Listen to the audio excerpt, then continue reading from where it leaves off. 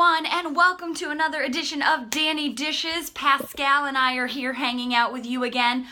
It has been a whirlwind week since we last spoke. Hasn't even been a week, and it's felt like longer. Pretty much the most important thing and the biggest thing that happened this past weekend was that I ran my longest distance ever. It was a trail marathon in New Hampshire on the Brook Trail. And let's just say it wasn't a marathon. So I had heard rumblings that in the past the race has been anywhere closer to maybe 27, 28, 29 miles. And I was like, okay, well, here's hoping that it's closer to 27 because this is going to be my first trail marathon and really first really long trail race. And as we got through the race, and there's going to be a lot of emotions that happen during this race.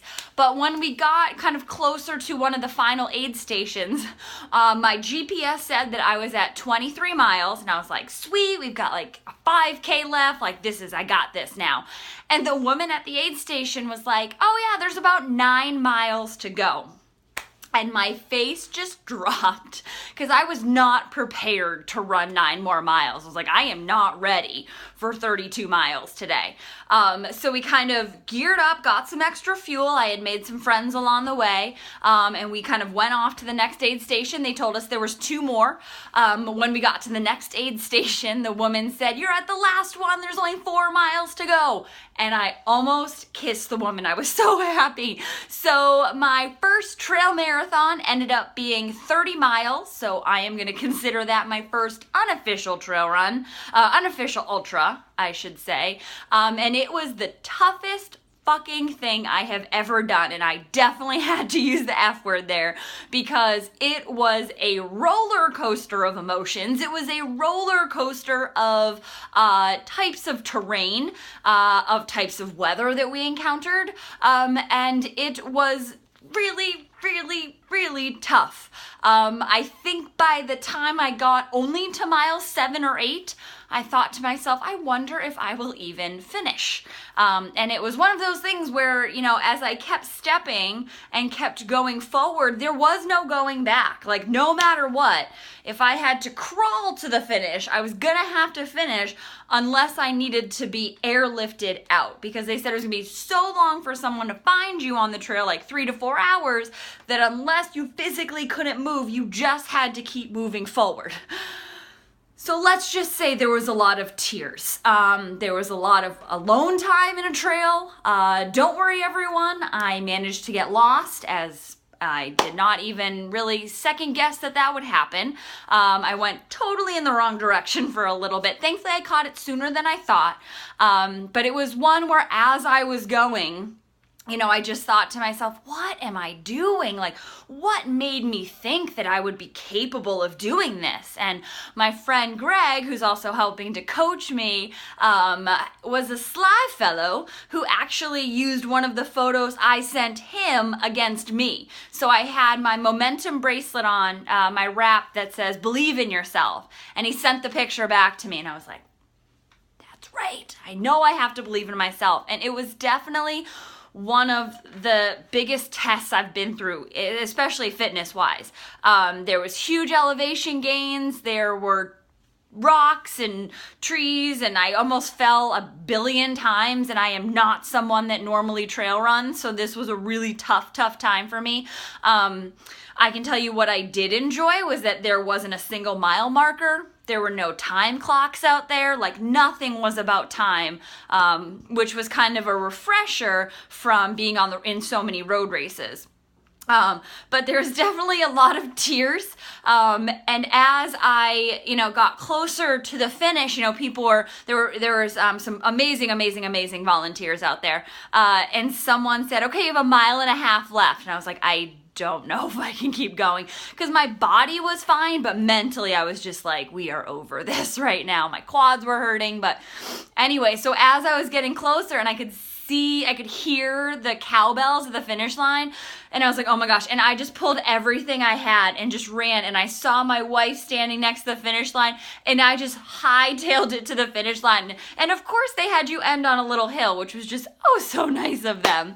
But as I crossed the finish line, I just broke down. There were tears everywhere. I just couldn't believe that I had actually done it. I had been out there for 7.5 hours, crawling, hiking, running, walking, just moving forward for that long. It was an amazing experience in the end. It was one of those things where I knew that in the moment it sucked so bad at certain points, but all my friends were like, oh, in the end it'll be better. And I was like, whatever, it's not going to be the case this time. And I mean, it was definitely something where there were times that I did not like it. I did not want to continue doing it. And I honestly thought, I'm like, I wonder if I'm going to be able to do this ultra in August, because I could not keep it together for this. And I'm going to have to add 10 more miles in August. So it was definitely scary, and it was fun, and it was an amazing experience to meet some fantastic athletes out there. I mean, I was definitely one of the novices that were there. There was a half option and a full option. And I met some great people along the way that were really looking for some distraction. So I took it upon myself to tell them stories about Disney races that I've done.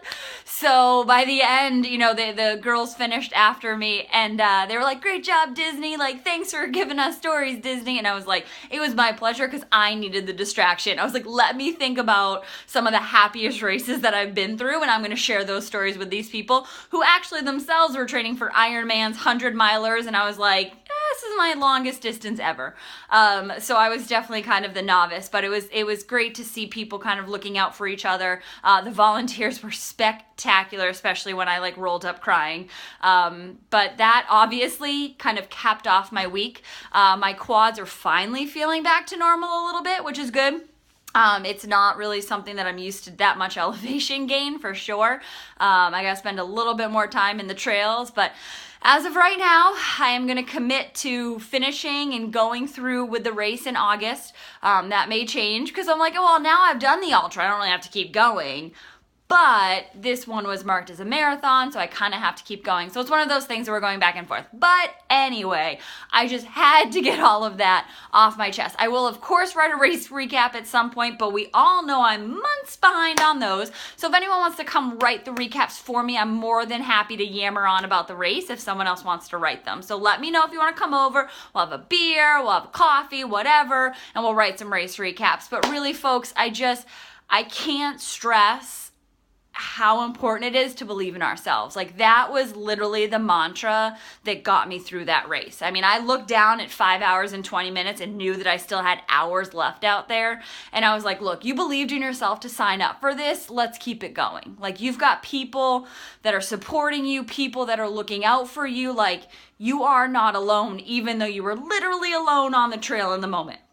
So remember, friends, if you're ever feeling alone, you're feeling like your motivation is waning, reach out to me. I am happy to be the cheerleader. I am always in your corner. I know that you can do whatever you put your mind to. So now let's go out. Let's tackle the rest of this week. Let's have some kick-ass races this weekend, and I will catch you guys next week. Have a good one. Bye.